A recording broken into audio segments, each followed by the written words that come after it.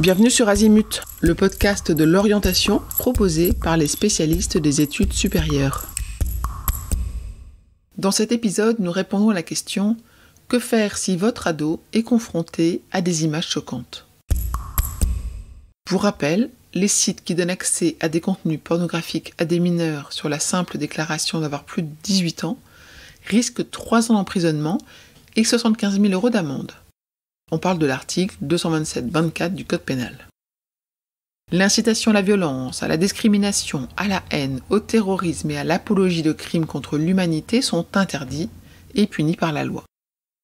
Tenir des propos haineux, discriminants envers un individu ou un groupe d'individus en raison de son orientation sexuelle, de ses origines, de sa religion est puni par la loi. Ces faits sont passibles d'1 an d'emprisonnement et de 45 000 € d'amende. Là, on parle de l'article 24 de la loi du 29 juillet 1881. Alors concrètement, que faire ? Si une personne est insultante ou tient des propos haineux, racistes, etc., le compte de cet individu est à signaler immédiatement. Tous les réseaux sociaux proposent des boutons de signalement. Il est important de ne jamais publier, aimer ou partager des contenus haineux, qu'ils soient racistes, sexistes, homophobes, etc. Chaque internaute est responsable de ses actions sur Internet.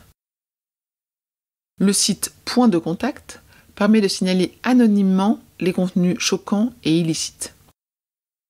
On mettra le lien dans les notes de cet épisode. Nous vous conseillons d'installer un contrôle parental, un bloqueur de publicité, car ces outils peuvent vous aider à protéger vos enfants des contenus choquants.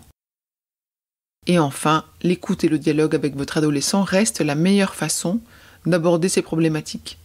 Il doit pouvoir vous en parler. Il faut être disponible pour l'écouter, ne pas le culpabiliser, lui dire qu'il n'a aucune honte à être choqué par ce qu'il a vu. Je vous retiens quelques instants de plus pour vous remercier de votre écoute fidèle.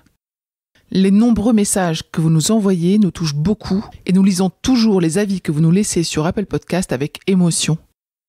Si ce n'est pas encore fait, allez nous déposer 5 étoiles et rédigez votre commentaire sur Apple Podcast et sur Spotify. Vous pouvez également vous abonner pour avoir les épisodes dès leur sortie. Et surtout, partagez l'existence du podcast autour de vous. Parlez-en. Pour bénéficier d'une lecture d'épisodes par thématique, nous vous recommandons d'aller sur notre site azimut-podcast.com. Vous verrez, tout y est très bien classé. Je vous souhaite une bonne journée ou une bonne soirée et à bientôt sur Azimut.